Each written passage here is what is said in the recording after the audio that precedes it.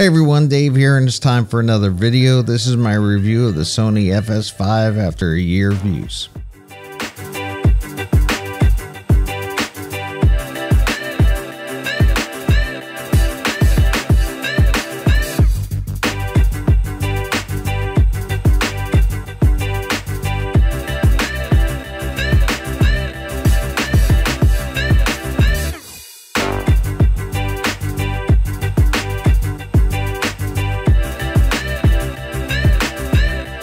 I bought this camera just over a year ago and I put it through a lot of different types of work, from corporate work, events, short films, and even a reality show. And overall, I'm very impressed with the capabilities of this camera. The kit I bought was the FS5 with the Sony 18-105 f4 power zoom lens. One of the reasons when I went with this camera over the bigger brother, the FS7, is that I wanted a good run and gun camera that I could handhold all day and not have to worry about having to have on my shoulder. I also wanted a camera that'd be light enough to fly on a gimbal as well. Now let's go over the pros and cons of this camera. First, we'll start with the pros. First is the price. I paid $6,500 for this camera when I purchased it, but since then the price has dropped to $5,250 as the FS5 Mark II has come out. For a cinema camera that could do 4K at this price point is quite good. Next is form factor. The body itself is very small and compact and weighs in at just over 2 pounds. Assembling the camera requires no tools, and the top handle attaches with 2 thumb screws, and the side handle has a bayonet lock mount just like a lens mount. The LCD screen is easily attached to one of the many 1/4-20 mounts on the side of the body. Now let's talk ergonomics. The side handle is quite comfortable with all the controls that you would need right in your hand, with the zoom rocker, joystick, record button, and a couple of program buttons that you can choose to do whatever functions you want. You also have a dial for changing the aperture of the lens. My favorite feature is the switch that allows me to rotate the smart grip to multiple shooting positions, so if you're shooting up high or down low, you can rotate the grip to make it that much comfortable to use in those situations. On the top handle also has a built-in rocker switch for zooming the lens, and a record button if you need to shoot holding the camera by the top handle. On to audio. The camera features 2 XLR inputs, one on the top handle and another on the back of the camera body. This is nice, so even if you have to break down the camera to fly in a gimbal, you still have an XLR input to use.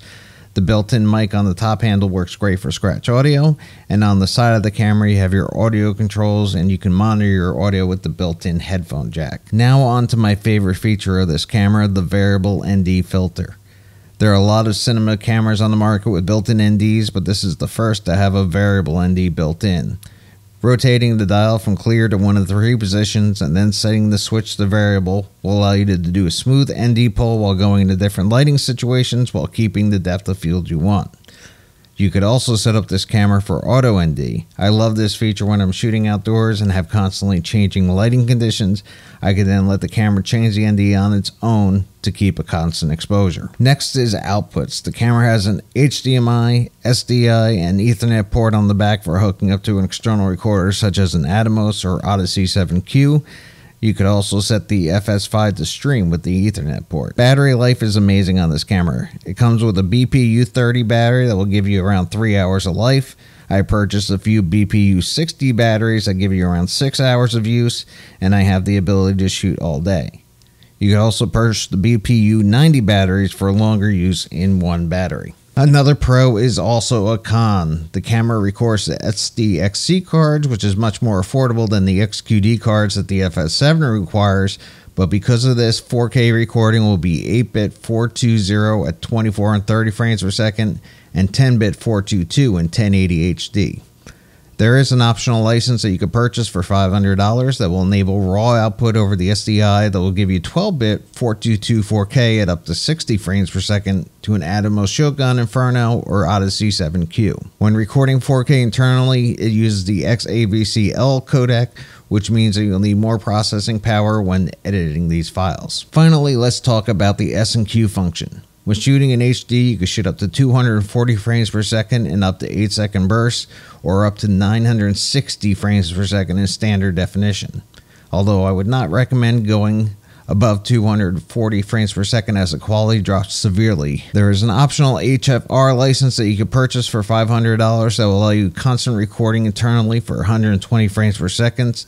You can also set the shutter speed to go low as 1 frame per second to give this camera a cool time-lapse mode. Now let's talk about the cons of this camera, and there are only a couple. First is the LCD screen. I wish it had a built-in sunshade or the ability to attach a loop that comes with the FS7. I can always use the OLED viewfinder on the back of the camera. I cannot always use it in most shooting situations, so I find myself using my Atomos Shogun most of the time. The next con would be paid upgrades for the RAW and HFR. Sony has since fixed this with the FS5 Mark II, where all these upgrades are now included with the cameras. Sony was nice enough to provide me with the HFR upgrade for free, but I will still need to purchase the RAW upgrade. If you're looking for an affordable entry into the cinema camera market, I would highly recommend this camera, but if budget can afford it, go with the Mark II version, as it comes with all the paid upgrades included, also with the better color science. I personally love this camera and highly recommend it. Thank you for watching. If you like this video, please make sure to smash that like button and subscribe to the channel for more videos.